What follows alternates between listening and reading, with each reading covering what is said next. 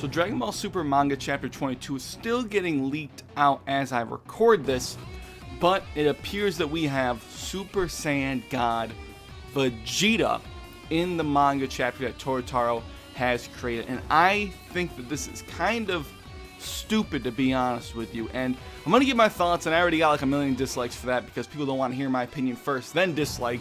But in the manga chapter, you've probably seen the panels of Merged Zamasu and Goku and Vegeta both in shock and both in a Super Saiyan God form, the red-haired one, which is something we didn't think Vegeta necessarily had, or at least I should say we haven't seen it or had any clear-cut evidence that he really has use of the form. And some people will argue one way or another, but I think that it comes off as almost fan servicey, and I don't understand the need to change what the anime was going for. And I shouldn't say change, I should say make things different for the sake of being different. Torotaro is in a position where the manga was originally a promotional device, remember, for the anime, and now the manga is actually a pretty good deal behind the anime, so I would assume he's forced to change or make things different to entice people to come read it. Otherwise, it's just going to be the same thing we saw in the anime. And I think a lot of the changes in this recent Goku Black arc have made it a step down from the anime, in my opinion. But as for Super Saiyan God Vegeta, it seems really weird, and it was weird when we saw Goku go back to Super Saiyan God in the Goku vs. Hit fight in the manga instead of going Kaioken times 10 Super Saiyan Blue. I can live with that though because we've seen Goku in that form, but with Vegeta it's almost something like it comes out of nowhere, in my opinion. And one of the things that's really cool about Vegeta, at least up until this point, and you know, the manga and the anime are definitely different sort of stories at this point. They are different interpretation of Toriyama's original script for these stories. Whatever those look like, we don't really know. These are just interpretations from Torotaro and Toei Animation. But I feel like Torotaro's interpretations might be tainted by the fact that he wants to make them different just for the sake of being different and not having any real care to how things make sense, at least. Not always, but sometimes. But back to Vegeta, one of the things I thought was always cool about Vegeta was that when he sucked up his pride and he went to go train with Whis and to get stronger than Goku, and he trained up to a point where he had been able to sense godly ki. He didn't have it quite yet, at least it's implied in my opinion, but he was able to sense it. We get to see a glimpse of this when Goku's going to the planet to train and Vegeta senses him coming, and the Oracle Fish says, so you can sense godly ki now. He got there through pure training with the guidance of Whis, of course, and he hadn't really become Super Saiyan God yet, and we don't really know if that's something that ever really took place, because when he was in Whis' staff, in that realm where all the God ki was flowing, he calmed down, and eventually he had God ki around him, and he could feel the ki, and he said, so this is what God ki feels like. He would have no need to say that if he had already acquired it before, obviously not using a ritual, even though obviously we don't know if you can go Super Saiyan God with the red hair without a ritual.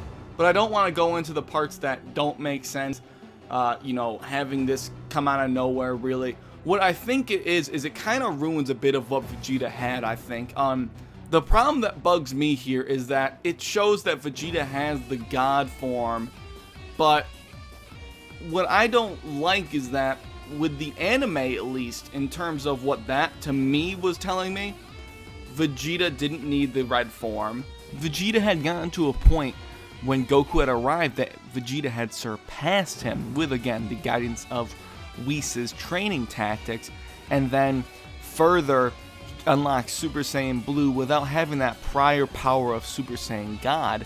He got the prior power through his own training, basically. So I feel like this kind of diminishes it, and we don't know exactly, as this is recording, how exactly he's acquired the form, if they're going to explain it at all. Hopefully they do explain a little bit of it, but I feel like it's unnecessary. And even in the Goku vs. Hit fight, Vegeta looked shocked when Goku used Super Saiyan God again, saying that he was, oh, you're conserving the Super Saiyan Blue form, but to me it seemed like Vegeta didn't even have access to it.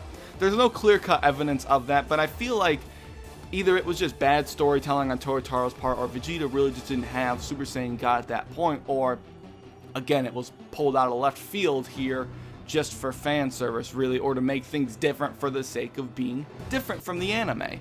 And that's not always a good way to tell your stories, in my opinion, and I understand that there's tons of people that love Super Saiyan God Vegeta. Don't let me make you guys think any different. This is my opinion. You clicked on the video to hear my opinion, and you got it. You can choose to dislike it if you want to, but, you know, let's keep things somewhat civil, even though it is the internet, and, you know, bounce back and forth against each other's ideas. But I just feel like it's unnecessary to have here, and it would almost be like if Vegeta whipped out Super Saiyan 3 at one point, but I feel like that wouldn't be quite as bad, I guess. But Vegeta didn't really seem to ever train to go and unlock Super Saiyan 3 because it's really an unnecessary transformation. But again, my opinion, if you enjoy it, that's great, and I'm happy for you that you can enjoy the series the way you want to, and that's the beauty about entertainment. We don't all think the same, but we can enjoy different aspects of it, even if other people dislike those aspects. And I'm not saying I hate that Vegeta has Super Saiyan God, I just think it's a little bit dumb and kind of out of nowhere, and I personally don't feel like it makes a lot of sense. I don't feel like there was a lot of evidence that Vegeta would have had the form acquired, even going by the manga continuity, I guess you could say. I just feel like there wasn't a whole lot there. To me, a lot of the stuff that was going on with him training, it really was training up to get God Ki, whether it was to get a new form, which was unknown at that time, but really to get that God Ki inside of his base form, just like Goku did. And I've always felt like, at least by the way the anime interprets it, I've always felt like Super Saiyan God was like a one-time thing, you know, disregarding, of course, when he goes back into it during the fight with Beerus. I feel like it's something that happens once and then it kind of just gets absorbed and it's gone. But that's just me. It's different interpretations, of course. Toei Animation, Toyotaro, and then I'm dissecting both of them. So it's not the easiest thing in the world, but hopefully you guys enjoyed the video. Let me know your thoughts down below. Do you think this is a good thing that Vegeta has Super Saiyan God? Again, it kind of comes off as pointless, and I guess maybe Toyotaro may have written it in as a middle ground, because remember, Super Saiyan Blue does that whole thing where if you go back to your base then transform again, it only works at 10% capacity in the manga. I don't know where he came up with that, but it's in the manga, so we'll have to see in the future what he keeps coming up with. But other than that, look, thank you guys for watching, and of course, I'll catch you later.